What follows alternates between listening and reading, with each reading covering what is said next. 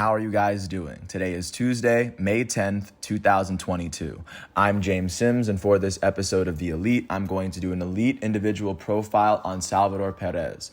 The elite Venezuelan catcher for the Kansas City Royals turns 22, and what I plan to do with this episode is, of course, give an in-depth look and review of what Salvador Perez has done in his career from the moment he stepped into the league to where he is right now, so that you, as the listener, can get a better picture and a better understanding for why Salvador Perez, a catcher playing in Kansas City, is regarded by many as, if not one of the most dominant players at his own position, one of the best two-way baseball players that is still currently active right now. And now he's in his early 30s, and I do think that his hitting is still on a very consistent tear, and I do think that it's a matter of time before people remember exactly how great Salvador Perez is this season. So with that said, just getting into his backstory, he's originally from Valencia in Venezuela. He eventually would find his way coming over to the leagues. He signed with the Royals when he was just a teenager. That's how the international market kind of goes with these things. But he would go on to get signed by the Royals, and it would take a second before he actually got called up. Salvador Perez, as a professional baseball player, would officially get called up in his age 21 season in 2011. And in that season, of course, he would try to earn his starting spot as he would work his way up and eventually play about 39 games for a Kansas City Royals team that would end up going 71-91 as they ended up missing the playoffs that season. But within that particular season, in which he would play about 40 games, he finished with 49 hits in the 39 games as he had 10 more hits than games played. He had 20 runs. He had 8 doubles on the year, 3 home runs, 21 RBIs. He finished the year with a .331 batting average and a combined .834 OPS, which is on base plus slugging. So I mean, in the few games that he did play, he showed that he was a player that most definitely deserved to be on that level. But even then, no one was really kind of looking over his way. His second season with the Royals would be his age 22 season in 2012. And as the catcher, he ended up playing twice as many games, but still probably played about half the games. That's kind of how the progression kind of works. His second season was his age 22 season with the Royals. He would play 76 games in a season in which the Royals would win just one more game than the prior year. And this was after he had signed an extension with the team. He would go on to also tear his meniscus in the season. But within the 76 games he played, he had 87 hits. That's 11 more hits than games played. Second year in a row he did that. He had 38 runs on the ground. He had 16 doubles, 11 RBIs, and 39 home runs. 39 RBIs, as all of these were topping what he did last year. At the end of this half year, he finished with a .301 batting average and a .798 OPS, which is still incredibly good when you consider what he did in the games that he played. However, he would not get named an all-star in this league until his very first full season in the league, which was his third year in Kansas City, his age 23 season there. In that season, Salvador Perez would go on to play 138 games for a Kansas City Royals team that would go 86-76. They would win 14 more games than the prior season, even though they would not make the playoffs. In those games, or I guess in that season, Salvador Perez, like I said, would go on to be named an all-star. And he was a gold glove at the position, meaning he was the best defensive catcher, which, of course, you need your catcher to be able to play defense most of all. He would go on to finish with 145 hits in the 138 games he played. That's 7 more hits than games played. The third year in a row he did that. He finished with 25 doubles, the first time he would eclipse the 20 doubles mark. He had 3 triples that season, which goes down as the most triples he had in a season. If you consider that he's a catcher and he's not supposed to run that much, 3 triples is pretty impressive in a season. He would go on to finish with 13 home runs, 2 more than the previous year. He had 79 RBIs, which would be his career high at that point, as he had 40 more RBIs than the previous year. He would finish with a .292 batting average, making it the third season he was hitting above .270. He would go on to finish with a .757 OPS, as it would dip down from what it was the year before. However, he would go on to finish the season with being named an all-star. He was given the Gold Glove. He would go on to finish 22nd in MVP voting. But it was just his third season in the league that people really started to take note of the player that he was. And this is the season in which Miguel Cabrera won the MVP. But following that 2013 season, he would go on and get the Royals into the playoffs next season. In his fourth season with the team, in his second full season as a starter, he would go on to play 150 games for a Kansas City Royals team that would finish with an 89-73 record. They had 3 more wins in the prior year, and this time they actually qualified for the wild card. This is the first time that I believe they actually had a wild card game, if I'm not mistaken. But within this year, Salvador Perez and the Royals would then go on to, I guess Salvador Perez on the Royals, he had 150 hits in the 150 games he played. The 150 hits is the second most hits he's ever had, and the 150 games is the second most games he's ever played. He had 57 runs on the ground, which is the second most runs he would go on to finish within a season. He had 28 doubles, which is tied for his career high. He finished with 17 home runs and 70 RBIs. He would go on to finish with a 260 batting average, which would be points a couple ticks lower than what he did the year before. And he would see his OPS drip down to 692. That'd be the first time in his career his OPS was below 700. However, he was still given the Golden Glove for being the best defensive catcher in baseball, and he was given the All-Star for the second year in a row. Making the All-Star 2 years in a row means at least the first one isn't a fluke. And going into the playoffs, the Kansas City Royals would go on to beat the Athletics in their wild card game. They would go on to sweep the Angels in the division series. They swept the Orioles in the conference series. They would go on to lose to the San Francisco Giants in the World Series. However, as Salvador Perez's first playoff berth, he would go on to help lead the Royals straight to the World Series.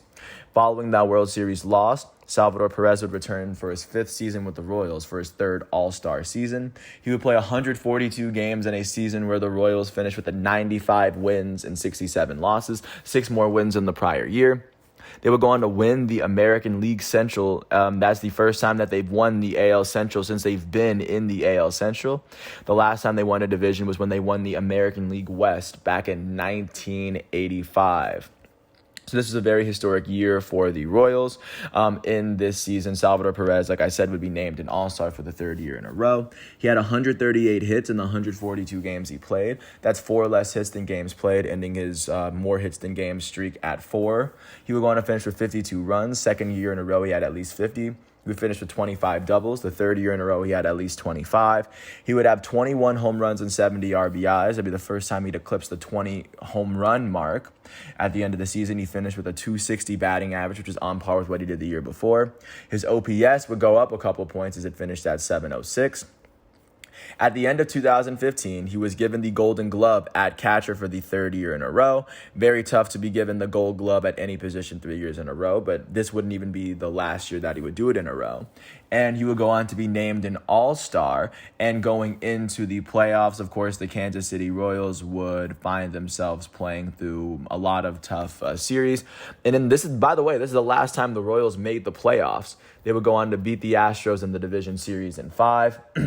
They would beat the Blue Jays in the ALCS in 6, and they would go on to beat the New York Mets 4-1 in the World Series. Salvador Perez was named the MVP as he had 8 hits in that series, even had a couple of RBIs. His batting average was 364. Just to get a sense, he would even bring 2 runs home in the series.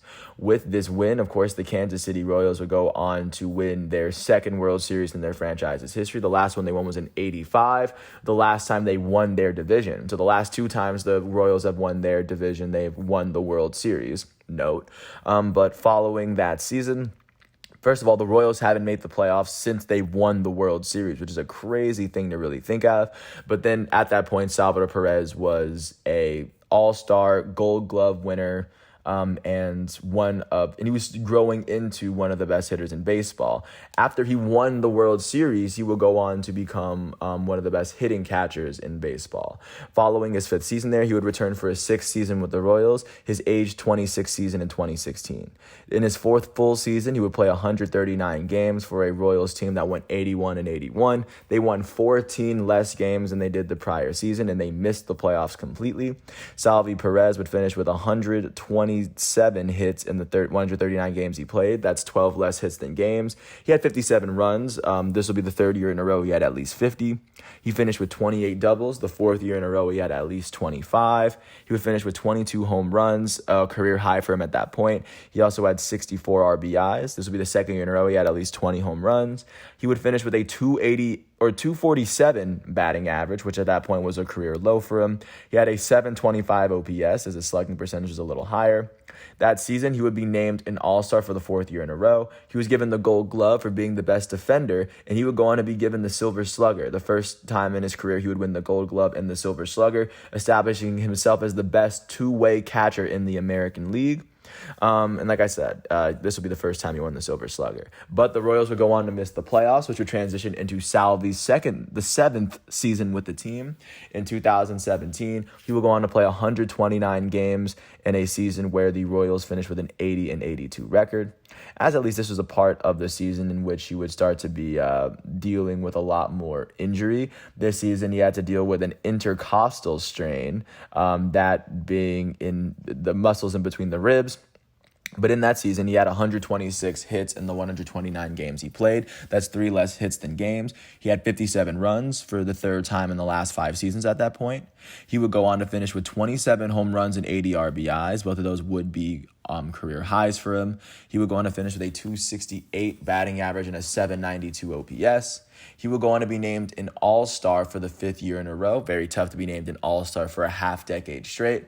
But his Gold Glove streak would end that year. But following that season, the Royals would, of course, miss the playoffs. And then he would go on to return for his 6th All-Star season in a row. In his age 28 season in 2018, Salvador Perez would play 129 games again for a Royals team that went 58-104. They would win 22 less games than they had won the prior year. They finished with the worst record in their division. In that season, Salvador Perez had 120 hits in the 129 games he played. That would be the 4th year in a row he had less hits than games played. He would go on to finish with 50 runs. This will be the 5th year in a row he's had at least 50. He finished with 27 home runs alongside 80 RBIs, which was on par with what he did the year before. He would go on to finish with a 235 batting average, which is the lowest batting average he's put together in a full season. His 713 OPS is not it will go down as one of the lowest OPSs he's put together in a season. However, despite all this, he will be named an All-Star for the 6th year in a row on a team that couldn't even win 60 games. He will go on to be named a Gold Glove winner for the 5th year in a 6-year stretch, which is incredible. He will be given a 2nd Silver Slugger in a 3-year span at the catcher position, which is very tough to do. Following that 2018 season, he would go on to miss the entire 2019 season after he would go on to sustain an injury during a workout. He would go on to tear his UCL in his right elbow, and he would go on to underwent Tommy John surgery and missed the entire 2019 season. But in that season, the Royals would only win 1 more game, so it's not like he really missed much. But he would go on to return to what would be his 9th full season with the Royals, as it would be the 2020 season, as it was the season that was shortened to 60 games because of COVID, but they did go on to expand the playoffs. Salvador Perez would go on to play 37 of the 60 games the Royals played in a season where the Royals finished with a 26-34 record and failed to miss the playoffs still. Perez would finish with 50 hits in the 37 games he played, ending his 5-year drought of not having as many hits as game played. He would go on to finish with 22 runs in the 37 games, 11 RBIs, 11 home runs, 32 RBIs. He would go on to finish with a 333 batting average and a 986 OPS, even though it was a shortened season. This would be his best OPS comparative to the average hitter in the AL, as his OPS plus was at 159. Looking at how the season would finish, he would go on to be named the Silver Slugger at the American League catcher position for the 3rd time in a 5-year stretch. And at this point, having 5 Gold Gloves and 3 Silver Sluggers at one position, I think there's not much more of an argument you can make. But then following that 2020 season, Salvador Perez would make it back to the All-Star game following an injury season and a season in which they didn't have an All-Star game. In the last full season he played in 2021, Salvador Perez would play the most games he played in a season. He played 161 games for a Kansas City Royals side that would end up going 74-88. they would win 15 more games in their last full season. But within the season itself, Salvador Perez would finish with, or at least within this season, he had 169 hits in those 161 games. That's 8 more hits than games played. He had 88 runs on the year. That is more than 30 more than the second most runs he's put together in a season. He finished with 24 doubles. This would go on to be the 7th year in his career that he's had at least 20 of them. He would go on to finish with 48 home runs, the first time he's eclipsed the 30 home run mark, and he would go on to hit 121 RBIs, the first time he eclipsed 81 RBIs because he's had 2 seasons with 80. Both of those would be his career high, and they would both be the American League highs. This is the only time in his career he's led the American League in a statistical category, and he did it in home runs and RBIs. He finished the season with a 273 batting average, and he would finish with an 859 OPS. His 859 OPS is the highest that he's put together in a full season. And at the end of the year, like I said, he would be named an All-Star for the 7th time and at least an 8-year stretch. He will go on to be named a Silver Slugger for the 4th time in a 6-year stretch. And this would be the highest that he would end up on the MVP voting. He would finish 7th in MVP voting as the Royals didn't make the playoffs, as Shohei Ohtani would go on to win the award. But of course, this would transition into this season because the Royals missed the playoffs. So far, Salvador Perez has played about 26 games for a Kansas City Royals team that is sitting towards the bottom of the AL Central right now. But he's played about every game that they've asked him to play. And he has 21 hits in those 26 games. He has a 204 batting average and a 649 OPS. He has 5 home runs and 10 RBIs already. He's eventually going to get it turned around, but as of right now, it's too early in the season to even really to cast some judgment on the way that he plays. But with that said, I do hope that everything before that does lead you to understand how important and how dynamic of a two-way player Salvador Perez is. Salvador Perez has won a World Series championship. He's been named the Gold Glove winner at the catcher position 5 times, and he's won the Silver Slugger 4 times. Not to mention he was the AL Comeback Player of the Year after he came back from his injury. So that is the story of Salvador Perez, and he's only 32. Just with that said, I do want to wish everyone the best for listening to all 17 minutes of this piece. And I do want to thank the ESPN, MLB, and Pro Baseball Reference websites for giving me all the facts and figures. I would not be able to do this without them. But if you ever get a chance to watch Salvador Perez, I'd recommend he's one of the reasons that people that wouldn't want to watch the Royals probably should watch him. He's definitely must-see baseball. He's wearing number 13 for the team. And with that said, thanks for listening to this piece. I hope all is well. Happy 32nd birthday to Salvador Perez. And if you ever get a chance, catch what episode I drop tomorrow, or in your case, you're probably going to hear this about a while from now. Thanks for listening to this piece. I hope all is well, and I'll catch you with more tomorrow. Peace out.